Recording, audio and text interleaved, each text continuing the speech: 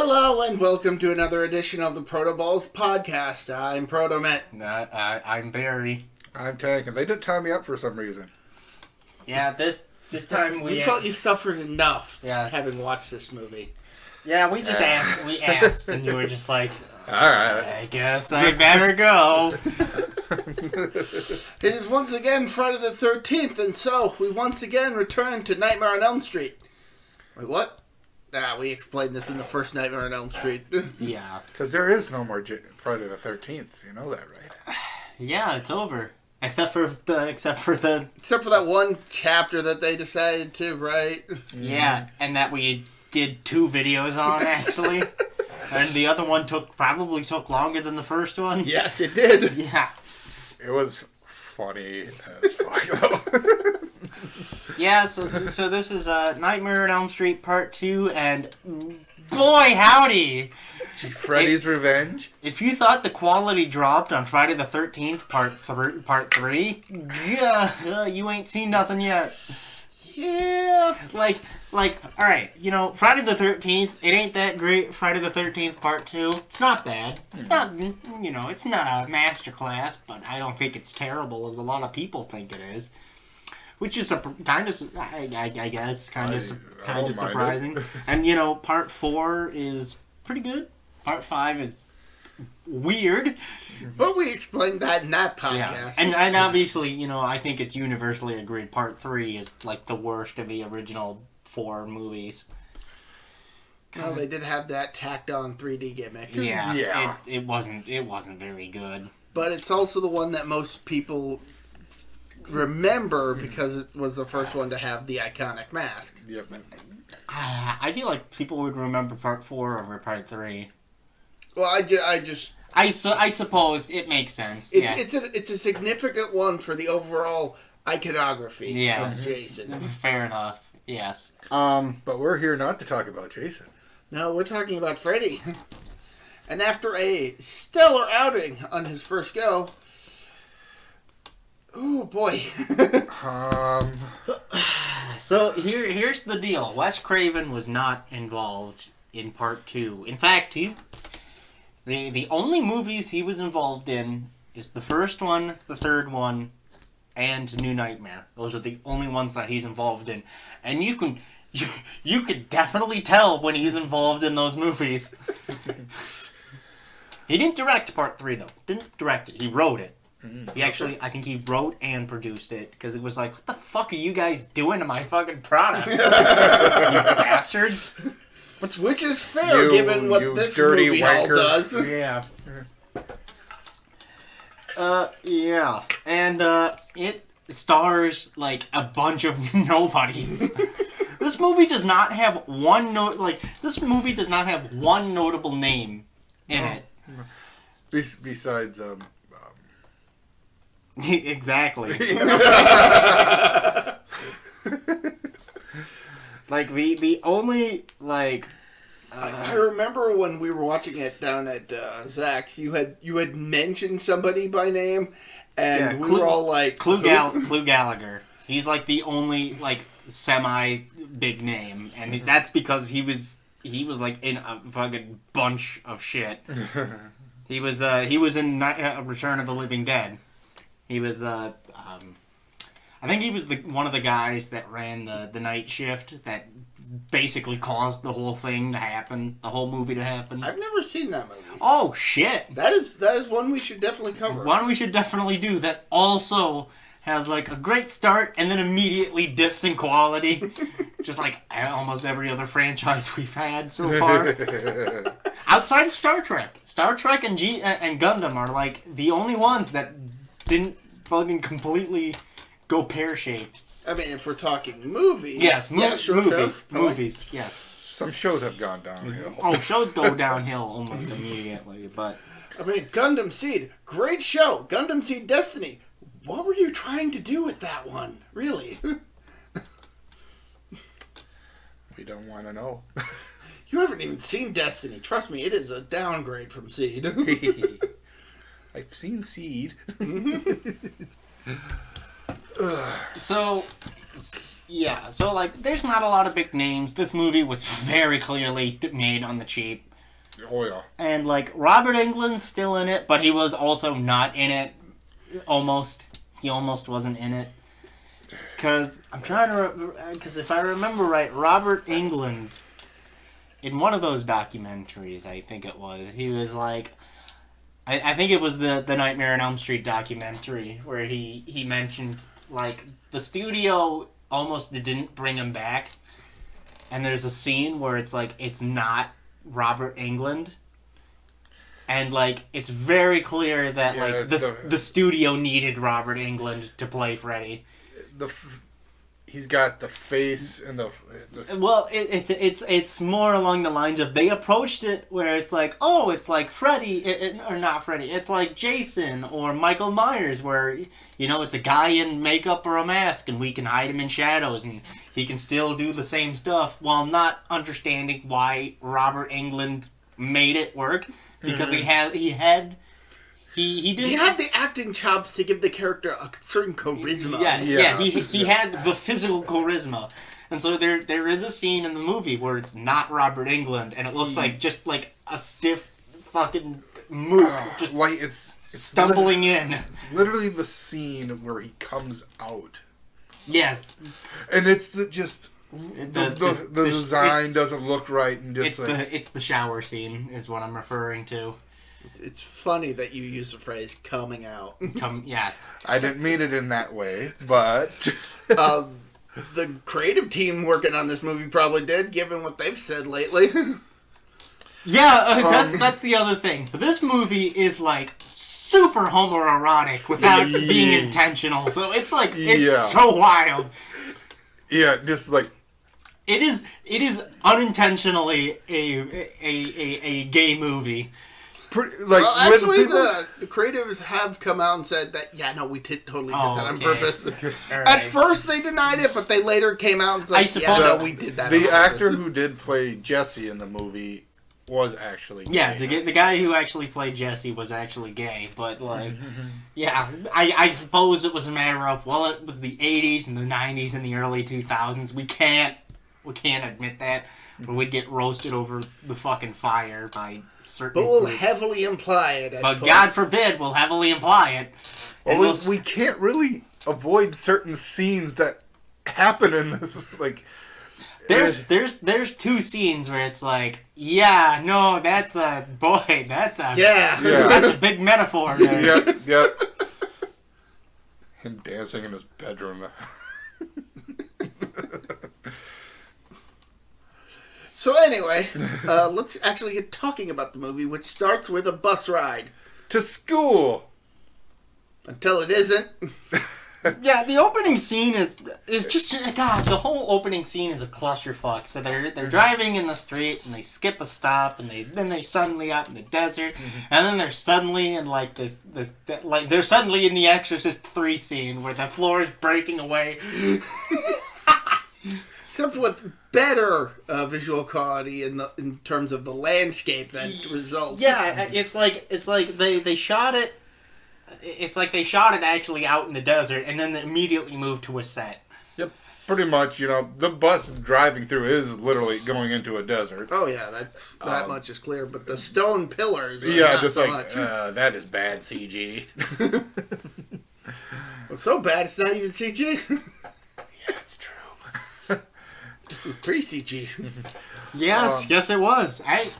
No, it wasn't. CGI was already a thing. Remember Star Trek 2? We had discussed that CGI had just become a thing. Well, before it was common. Yes, this was what, 86? I don't know. I'm not 100. Let me look quick. It was... well, pretty much the pillars... 85. So this was right when Back to the Future was coming out. Think about that for a second. Back to the Future came out at the same time as Nightmare 2. That's another series we got to do at some point.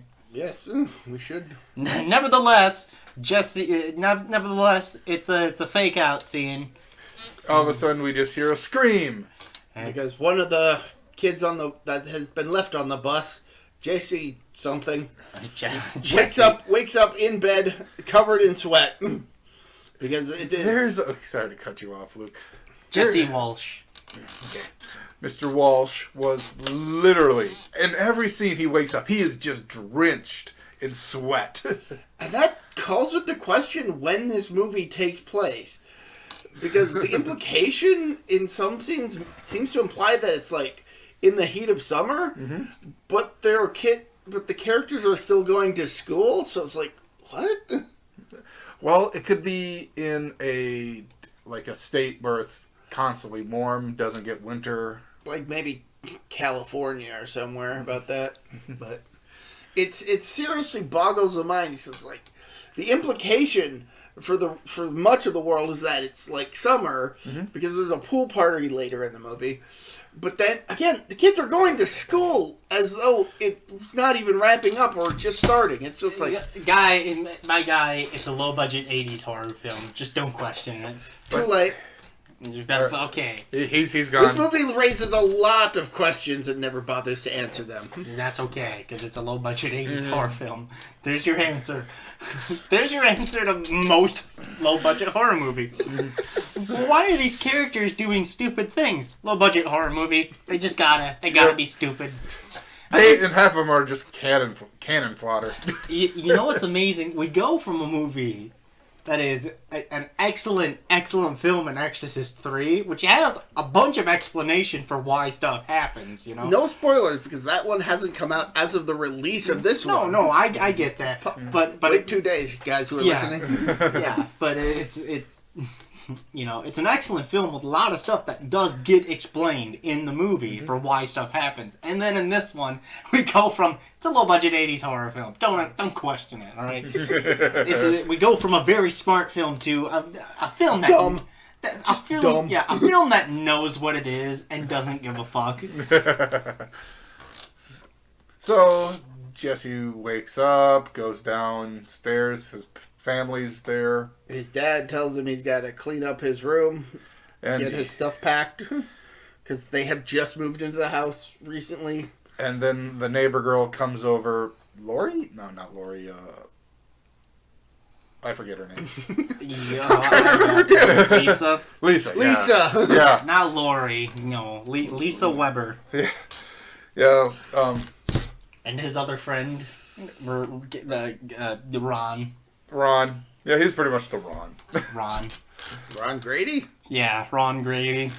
Mr. Grady. Yeah, I kept getting confused. I kept thinking that the guy's name was Grady something, because they kept calling him Grady throughout the movie. Shut up, Grady. Alright, I'll shut up. Shut up, Grady. Yeah, because they refer to each other by the last name or whatever. Which is just, I guess that's just an 80s friend thing. I don't know. Nobody ever refers to me by my last name. Although I guess it's a matter of which one's easier to say. Yeah, for our last name, it's a bit more difficult. Yeah, I guess it makes sense, because if somebody's first name is Jesse and their last name is Walsh, I mean, I guess you'd call them by whatever the shorter name. So Walsh in this case is shorter. Oh, it should be mentioned that Jesse's family has moved into the house that Nancy and her family lived in the first movie, which is like the only time that this specific house is actually relevant. Yes. Yeah. And at least there's, a reasonable explanation compared to, say, Exorcist 2, where... This movie takes place 5 years after the events of the first movie, which is not a whole lot of time, and... It's hard to find where this fits in the narrative, but I suppose it works for part 3 and onwards. I guess that. I mean, granted, the later movies kind of ignore that this movie even happens, which is entirely fair. As they should. Yes. Oh, but at school, Grady and Jesse get into a bit of a fight during a baseball game and get punished by the gym teacher. I got something to say, but we're not to that scene yet. So yeah, the gym teacher makes him do push-ups in very hot weather, I guess. Or it's 2 times they have to to do push-ups because apparently he catches him talking shit about the... Yeah, but that's later on in the movie and yeah. only kind of relevant to the plot. And Okay, screw it. I'm just going to say it. One, the scene when Jesse ends up going to the bar. You know, that bar. yeah. Does the teacher have the right to do what he did? I think he does. This is the 80s. This is the 80s. Things were more lax. Just remember, Carrie was a thing like 10 years previous. And teachers did all sorts of fucked up shit then. Mm-hmm. So I more or less hand wave it as this is a very lax school rule system. Mm. Not like nowadays where if you touch my kid, I will sue your ass. Yeah. Well, to be fair, he didn't touch the kids. He just told them to... No, he didn't touch the kid. Well, he didn't touch the kid, but he grabbed his arm. And I was like, no, Yeah, no. but I meant for just the push-ups. Yeah. Just the But push-ups. yeah, long story short, Coach Snyder is a fucking weirdo. He just comes off as such a weirdo. The way he's acted, his actor portrays him in just like such a weird way. Where I don't know. I mean, maybe He's like a jock, a feminine jock. Yeah, he's like a BDSM jock, but he's barely trying to hide it. Yeah, this movie does not portray gay people especially well, or people with BDSM fetishes Yeah. particularly well. But that's the 80s for you. Mm-hmm. But anyway, I think Jesse has another nightmare. Yeah, so the big motivating factor is that Jesse is having these nightmares where Freddy manifests and is Taunting him? basically trying to take over his body. Yeah. Okay, like we brought up before, when Freddy show Robert, that is Robert Englund when we first see him in Yes. the movie. But another scene where he officially comes out of He comes into real life. Yeah, there we go. Which makes no sense considering the rules of the first movie. I know you pointed this out like midway through the movie. You're like, okay, but what are the rules of this universe now? I definitely want to discuss that because after that dream, we then have a scene in the Walsh living room in which one of their pet birds just goes crazy and then explodes. And it's like, the fuck? It is. And the dad gets scratched in the face by the bird. It is. Here's my thought on it, because Jesse has the dream the night before where the boiler bursts into flames, if you remember right. Yeah. And then that morning they're complaining, God, it's so fucking hot in here. It's fucking 95 degrees in here. My headcanon is that, Freddy's fucking with the family. Yep. And the parrot's dying of heat stroke is what. Well, that's a pretty violent heat stroke death. Yeah, I know. Considering that the dad assumes that Jesse fed the bird a firecracker. Yeah, it's weird. And then first of all, the dad later accuses Jesse of doing drugs for no reason, like with little evidence to it.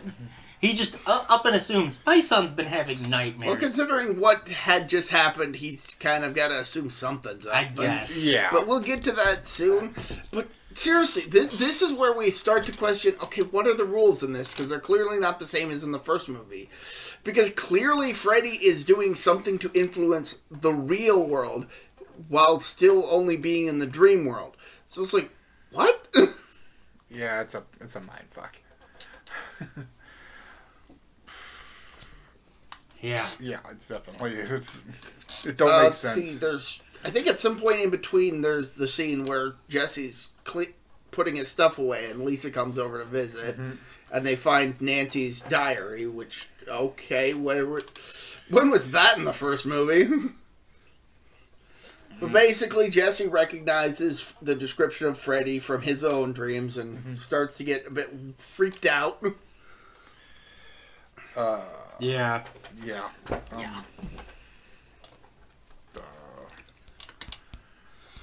Let's see. After the bird explosion, Jesse has another nightmare and ends up actually going out to a local sex club, BDSM bar. Yep, just a BDSM. Yeah, he sleepwalks into the bar, and that's where Coach Schneider is, which is just like, oh, hey, how's that? What are you doing here? I feel in this particular moment that the gym teacher is justified in his immediate actions of stopping Jesse from underage drinking. But what about punishing him by making him do laps? Yeah, see, that's what I was that's where it's like, where does... Like, is that even a proper thing? Does teachers have that kind of access to the school after hours? Yeah, it's kind of implied that Coach Schneider is not a good person. Not in personality, but in the tastes. Let's go with. Okay, when he asks him to go to the showers, we see him grab some jump rope. He might have been thinking of doing something else with Jesse. Yeah, that's the implication, is that Coach... I don't remember him grabbing jump rope, because somebody else grabs jump rope. Oh, no, he takes it into the office, yeah. And that's where everything goes... That's where all the gym supplies are. Yeah, that's where all the gym supplies are. So he takes the rope and puts it in the office, but it's implied he's thinking... He was maybe tying him up. He was thinking of it, and then was like, nah. I mean, maybe you guys are just reading a bit more into it than I was. Well, I just know Schneider grabbed some. Then balls started flying, and... just everything in the storeroom starts going nuts and starts hitting at him. Mm-hmm. And then the jump rope wraps around his wrists and drags him into the shower. Then his clothes get ripped off, and... a towel starts...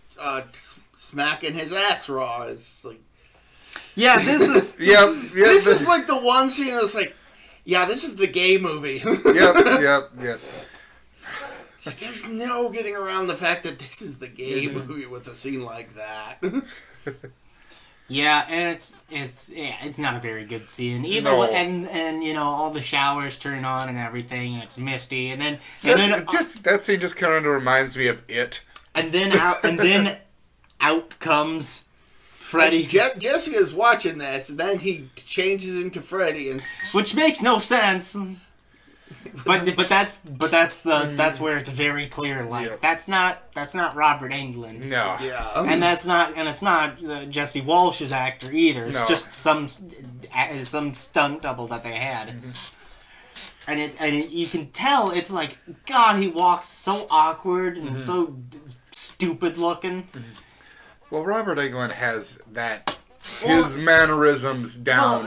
Well, and that's the thing when you study this actor who's trying to portray Freddy in the shadows, you notice if there's one thing that Robert Englund does well, Robert Englund has a stoop on his shoulder, because and then just like the. Well, yeah, he has a stoop on his shoulder because it's the glove. It's heavy. It's a heavy glove. Mm-hmm. So he stoops one shoulder because he's lugging it around on one hand. when he's walking and he has it down by his side. When it's up here, it's not so noticeable. Mm-hmm. But this actor, straight as a board. His shoulders are straight. They're not sideways. And he isn't...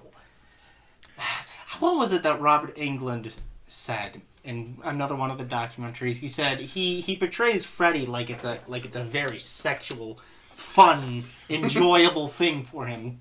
His stalking. It's not like Michael Myers or Jason where he's stalking. Where they're deliberate. And it's very clear that they're all business. All business. Freddy is all play.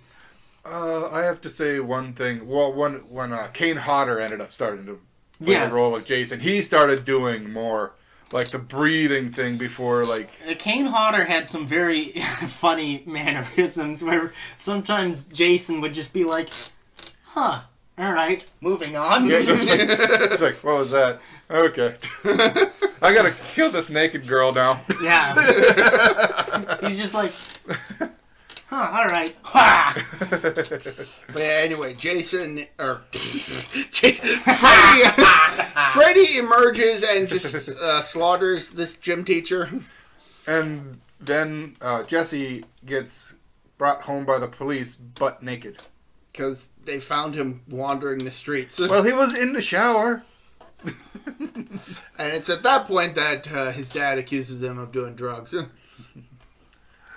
Yep, and he says he's not on drugs, so he goes upstairs, sleeps, and I believe after this, the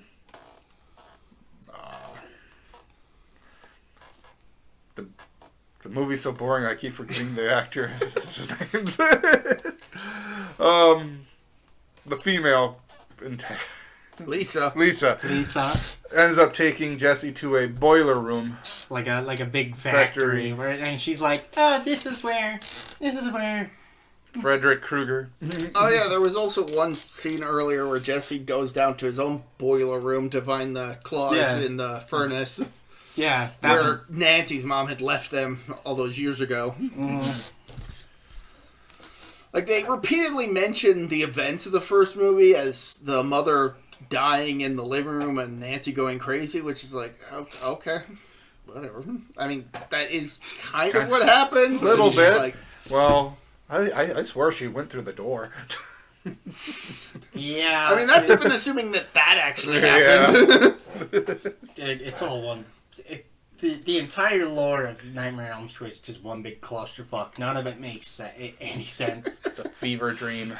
The only thing that has like any semblance of sense is 3, 4, and 5. But we'll get to those clusterfucks later, because they're enough. They're enough of a clusterfuck on their own. Mm-hmm. Trying to put 2 anywhere into the lore of this series is bad.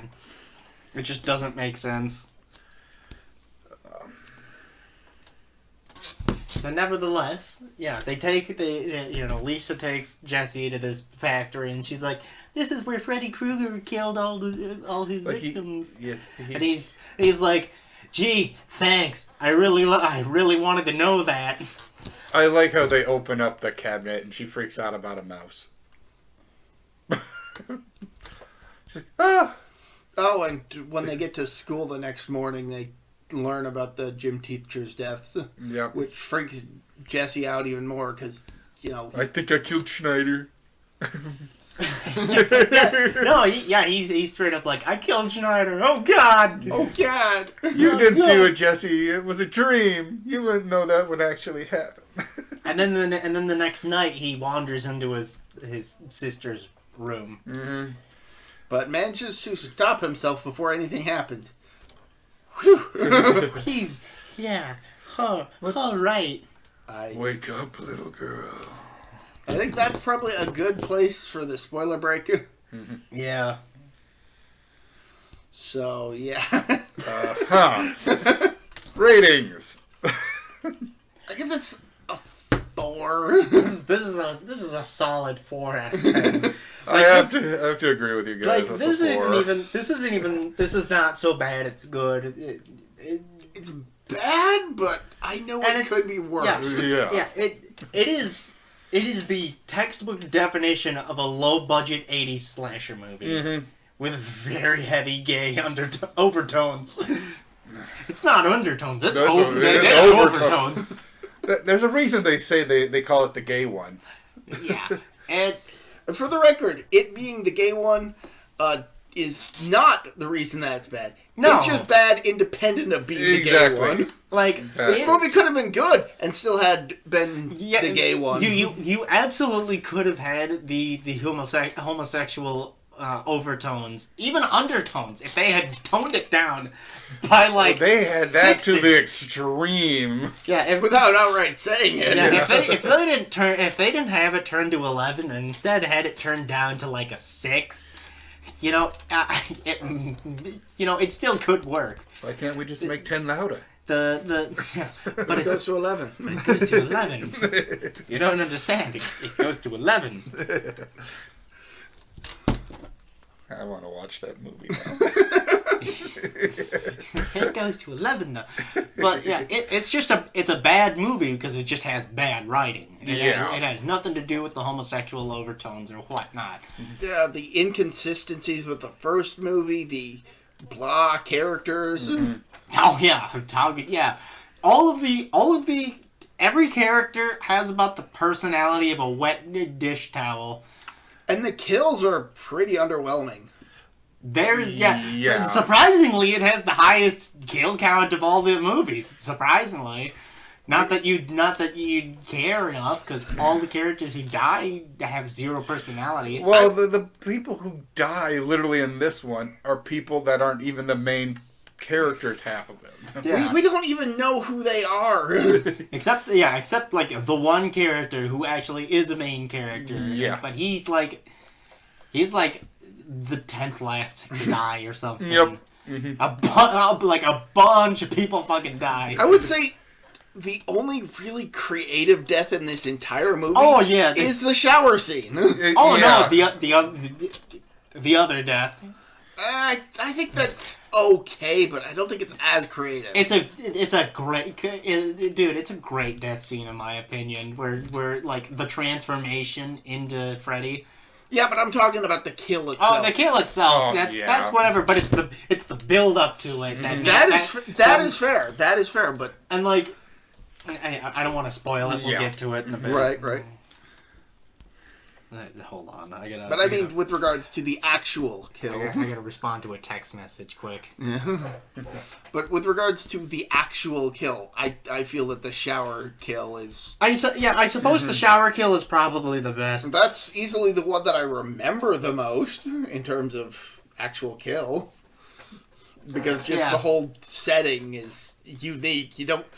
It's something that none of the other movies have attempted before. Mm-hmm. Outside of the bath scene from the first movie, but even then, that's different circumstances. Yeah. Recommendations? Well, lately I've been watching Kamen Rider Black RX at work, and I got to an episode that was clearly inspired by A Nightmare on Elm Street, because the premise has the monster of the week going into this lady's dreams and trying to convince her that her boyfriend's trying to kill her by making the dreams that. And the monster of the week looks pretty red to the point where he is almost a vaguely skinless look to him. Mm-hmm. So it kind of resembles Freddy, but like more like Frank from Hellraiser. Yeah, okay. So this time I'm going to recommend Kamen Rider Black, not RX, because Kamen Rider Black is just a better show. The premise of that is that of two friends who happen to share the same birthday are both kidnapped by a cult called Gorgum and modified, and one of them, Kotaro, manages to escape and discovers that he now has the ability to transform into an armored grasshopper creature and uses that power to fight against Gorgum and their sinister plots, while also attempting to save his friend from their clutches. Okay. It is just a spot-on 80s tokusatsu show with dark overtones, an admittedly rather forgettable middle point, but when the show hits, it hits hard. With some absolutely fantastic creature designs throughout. No, I legit forgot what I was going to recommend.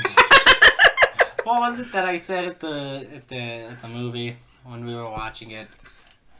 I can't remember. You said a lot of things while we were watching the movie. That's fair. That's fair. I can't be bothered to remember all of them. Yeah. But I think I do remember you mentioning what you were going to recommend, but I can't recall it offhand. Yeah, I legit cannot remember. Oh, we'll get back to you, Brian. It's been a couple of days, and I've been stuck at work, so. I had something myself, but I kind of forgot myself. So I'll just pick something else. So I recommend God of War Ragnarok. Okay, well, just do the whole series. Yeah, just God of War series. Yeah. Just the whole God of War series, because all the games are pretty different. The newer ones are way different than the old ones. Yes. Still For the most part, because the new ones are much more concerned with actually telling a story, a narratively driven story instead of a revenge. Yeah. Yeah. Whereas the original trilogy was basically QuickTime the game. Yeah, there's still quick timing and. Yeah, but that was like most of what was going on was QuickTime events. Yeah. Smash this button repeatedly to do the thing. God of War was the Death Wish series on Overdrive. Exactly. Yeah, fair enough. Yep. It's just, oh, you killed my wife. I'm going to kill every motherfucker around here, and I don't care who gets in my way. Just with Greek gods. Just with Greek gods instead of punks in the New York Metro, and then the Chicago Metro, and then the LA Metro. There's like 3 Death Wish movies. Have you even seen Death Wish? I have not seen Death Wish. I've seen the first one. First one's that one actually is Chaos Theory.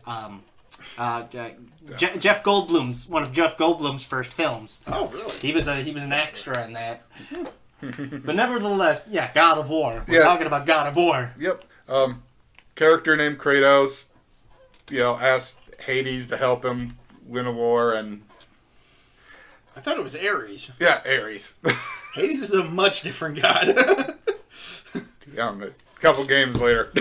They asked him to win a war, and the resulting massacre is the result of him not exactly getting what he wanted. Or not exactly getting what he thought he was bargaining for. Then essentially Kratos loses his wife, and he just goes wife and daughter, and he goes apeshit on everybody. And that's the original, that's the first 3 games. Yeah, he's just trying to get to Zeus, pretty much. And then they rebooted the series, which was probably the wisest thing that they did, and completely changed the story going forward. Where instead of it's a revenge tale, it's just one big fucking tragedy. It's still the first 3 games are still canon to it, yeah, right? Yeah, I think so. But this one is like Kratos is much older and he's more mellow. He's old and grumpy, and he has his son. Yep, and so he gets another wife that just dies. Just by natural causes. Yeah, she just dies and it turns. She's technically a giant. Yeah, and as it turns out, is that she's actually a Norse goddess. Yeah. So that's why Ragnarok ties into the series. Yeah, because the first trilogy are Greek gods. The new series is Norse. Yeah, which is all just one big comedy of errors that that Kratos didn't even cause. No. It's just more like, hey, these kids are these fucking rapscallions are fucking with my kid, and Kratos accidentally kills one of them, which causes this whole fucking thing to spiral. Yeah, they kill Thor's kids. Yeah, they kill one of Thor's kids, and I just have to say, I think it was the fight. No, it was Baldur that they killed. Yeah, they killed Baldur. They killed Baldur, who in mythology gets killed by Loki, which does tie into the thing because Kratos' kid turns out to be Loki. Yeah, it's a crazy coincidence. Yep. There's some mild hints because in one of the scenes Atreus is carrying a dead freshly killed deer, and it's a buck, and Loki kind of has the horns, so just I have to say probably the funniest fight I've had so far was against Thor, though. He kicked my ass at so many times before I finally beat him. I've really only played the first game, the very first game, so... Everyone knows you played the minigame more often than anything. That's besides the point. Don't, well... I played it as well, too. I'm trying to literally grind those red orbs. So Tanner, have you figured out what you wanted? No. Tell you what, I tell you what, I know what I'm gonna. I don't think I've ever suggested it. I'm gonna suggest Emergency. I don't know if Lucas remembers that show. Not really, no. No, it's one of the first like medic shows. It came out around the same time as MASH, but whereas MASH was concerned with the Korean War and all wars and a bunch of army doctors, Emergency is about paramedics. So it's one of the shows that I watched as a kid. I'm not sure how you did, but No, not me. Mom did. Yeah. Yes, mother did. And I know she loved that. yeah, show. she loves that show, and I like it too. It's really good. It's because because the actors all had to take paramedic training, like actual legitimate paramedic training. But and they had to not get certified for it because otherwise they would have been legally obligated to actually help people that were hurt. And so get just enough training to make it look believable. Yeah, not enough to actually have enough training to legitimately know what you're doing, but don't get certified for it because otherwise that's a lot of legal paperwork to go through. Yeah. Which is the mistake that they made with Adam 12, which is a sister show to Emergency. They're all in the same universe. Adam 12 was a cop show. What happened was the actors in Adam 12 went through actual legitimate police training and got certified, so they were technically Beak officers. They were technically actual officers. And it was a strange situation that they had to do a lot of legal legwork to get through. But Emergency is actually very famous. It's one of the shows that helped make paramedics like an actual national thing, because this was a few years after California had just passed a law that allowed paramedics to be a thing, and because Emergency was a national show, it sort of brought awareness to the profession. So it made being like an EMT and paramedic, it made it a lot more aware. It made people a lot more aware that's a career choice that people can have. And the big difference between an EMT and a paramedic is that paramedics are allowed to use drugs and administer like actual treatment. For the purposes of life-saving. For purposes of life-saving until they can get them to the hospital. Whereas EMTs, you're only really allowed to administer basic first aid and CPR. But it's a really good show. It lasted from like 72 to late 70s. Like 6 seasons. Yeah, 6 seasons and a couple of television movies and whatnot. And it's just a really, really good show. I highly recommend it. A really big show. Really good show. It's just a really good show about a couple of LA. Show's good, dude. Show's good. It's good. It's good. It's good. Alright. So we gotta get back to the movie. Do we gotta? I don't wanna. Alright. Alright, fine. So I don't want it. So Jesse gets invited to a pool party, and like we get to the pool party scene, and it's a pool party. It's a pool party where the dad's taking control of the radio and shit. The DJ booth. The DJ booth. And he's like, "Hey, no running in the pool," and it's soft jazz music. And pretty much the mom says to the dad, "Yeah, basically we need to go. It's time for bed." Time for bed, which is, a very thinly veiled, I'm going to fuck you tonight. To get you away from these kids. It's this is one of the funnier scenes. For me, he's like, the dad's like, just find some random kid. He's just like, hey, takes his hat off. You're in charge of the grill now. You're in charge now. and then the party actually starts once the parents are in bed. And it's funny because they're just like, all right, let's go. Woo! Bring out the beer, play some loud music. And the dad in the bedroom's just like, What are they doing down there? What the fuck? Mom's dude? just like, they're kids, just let them do They're it. They're kids. Let them underage drink. Because we're under the assumption that wherever this... They've got beer. Yeah. There's a couple fucking in the pool too. Yeah. And Lisa takes Jesse to one of the changing rooms to get it on. Well, she wants, because they want to talk, and then they start getting freaky deaky. Yeah, because Jesse's kind of just not feeling up for the partying mood because of everything that's been going on with him. Because there's somebody inside him. That didn't sound right. But Lisa convinces him to get a bit freaky. And they So they do, get and then some all of a sudden a tongue! Jesse's tongue is a tentacle, basically. And so he has to. So he rushes out of there and goes to Grady's place. Yep, and Because- he scares the shit out of him. And I'm questioning, how did he get into that room without alerting Grady's parents? He's a ninja. A very sweaty ninja. Yeah. Said, Grady, I need you to do something. What? I was already grounded so I couldn't go to the party and now I gotta babysit you? Yes. Just watch me sleep, and if...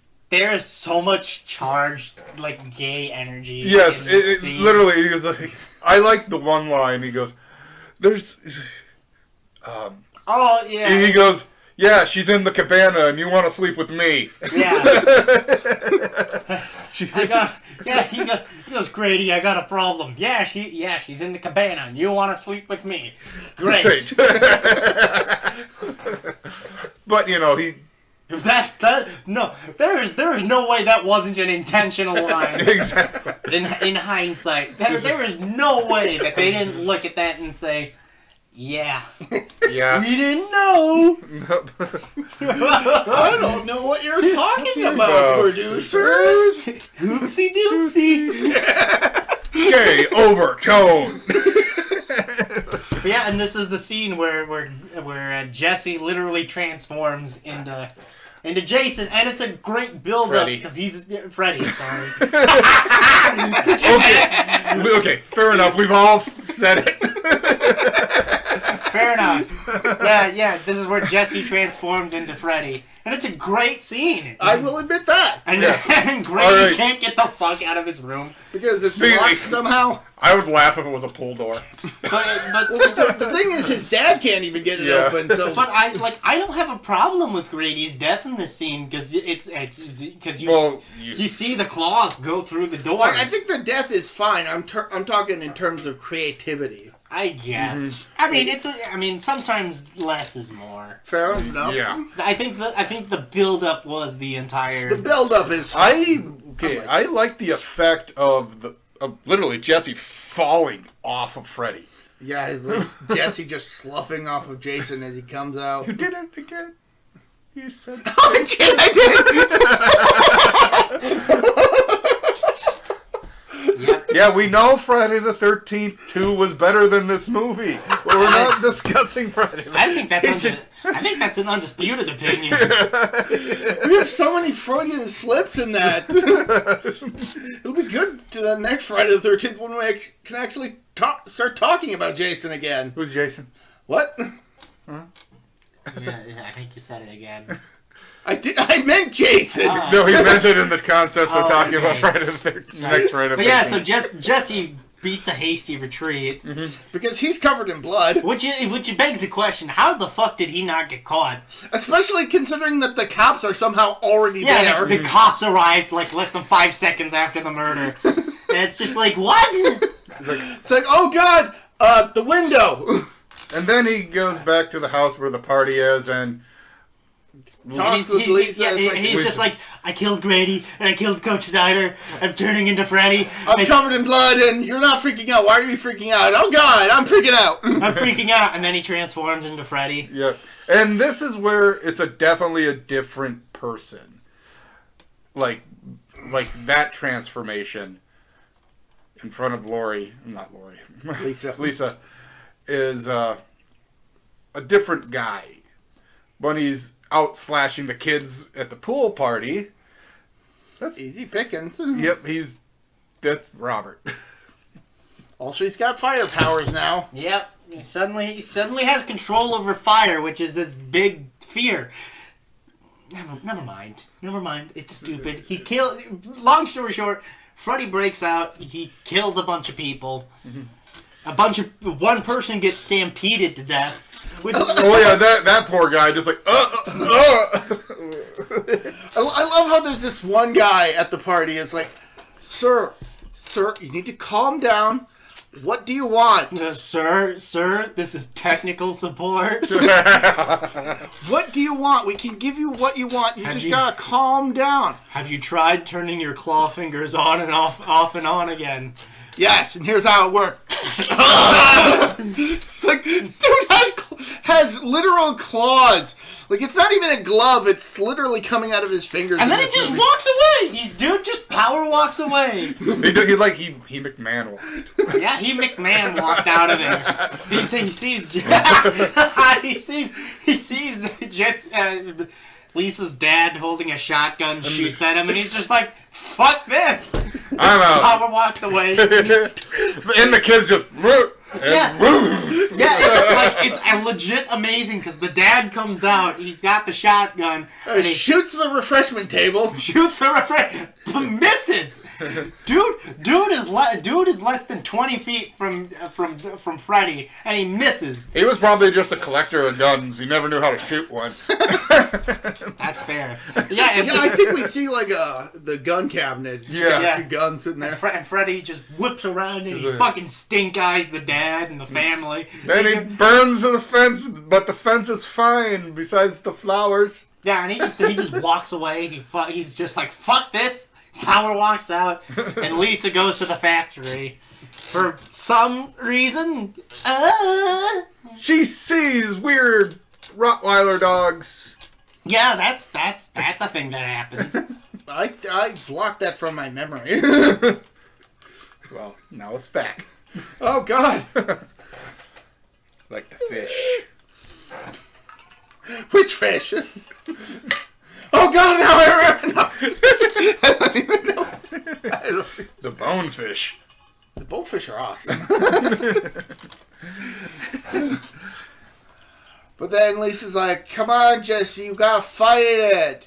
Power of love and all that shit. Oh, God. I love you. She fucking ugly cries. I love you, Jesse. I love you. Stop being gay. I mean, Freddy. Stop being Freddy. It's okay. We can talk this out. No, Jesse's gone. Yeah, and somehow, Freddy is beaten by the power of love. Bullshit. Here's the problem. If Freddy's whole deal is that he loses power when people stop believing in him.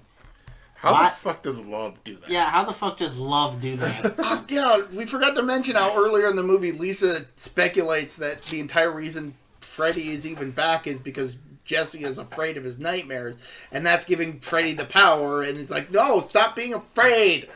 That's just giving him power. Oh my God, Jesse. Come on. Come on. Stop being gay. I mean, afraid.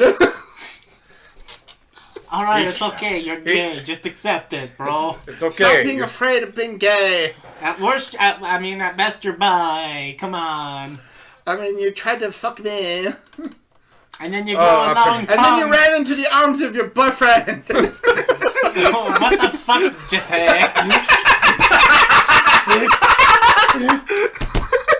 Ladies and gentlemen, I had nothing to bring to that. That was just perfect. Oh my God, Jesse. I don't know. I guess it's this feels like Freddy is his parents didn't love him, so that's why he died. Yeah, I don't know. Technically, that's true, but we won't find that out for another 4 movies. Yeah, apparently, Jesse dies later on for no explained reason. And nothing was lost. Yeah. No, nothing.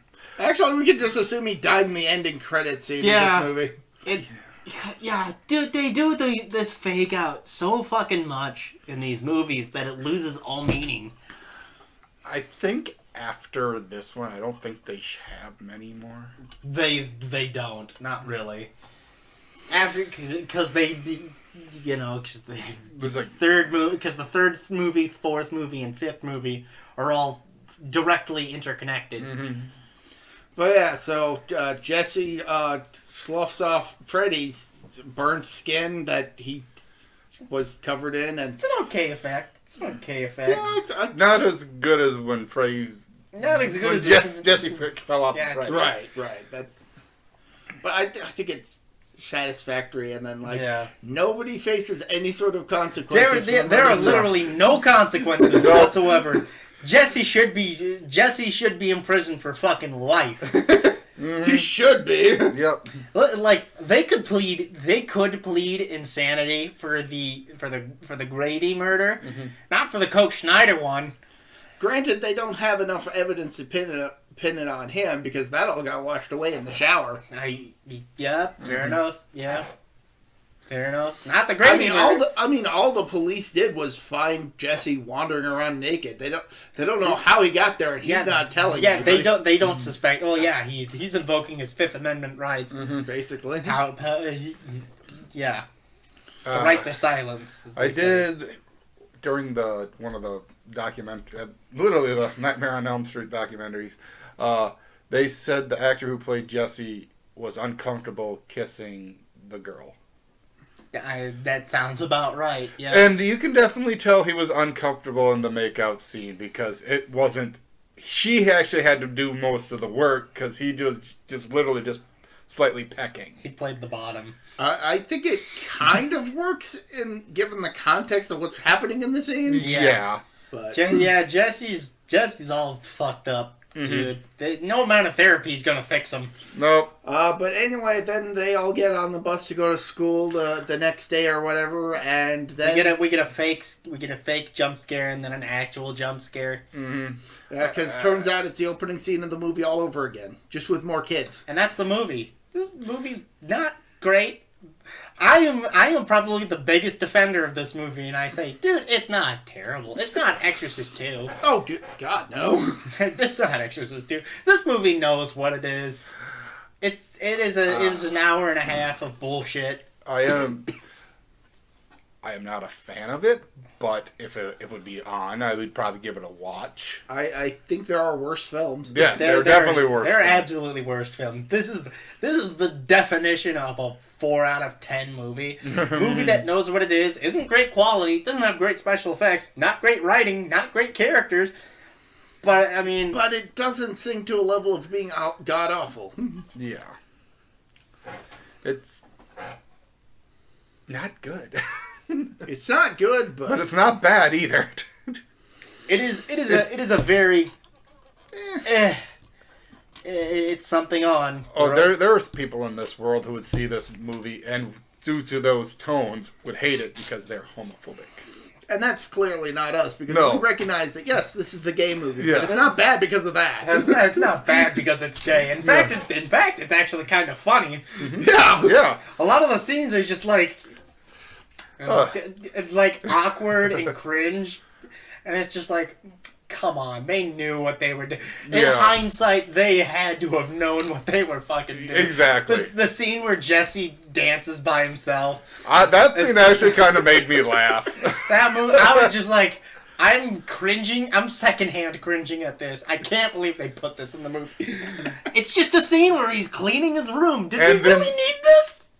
Yes, because it's important that they find the diary together.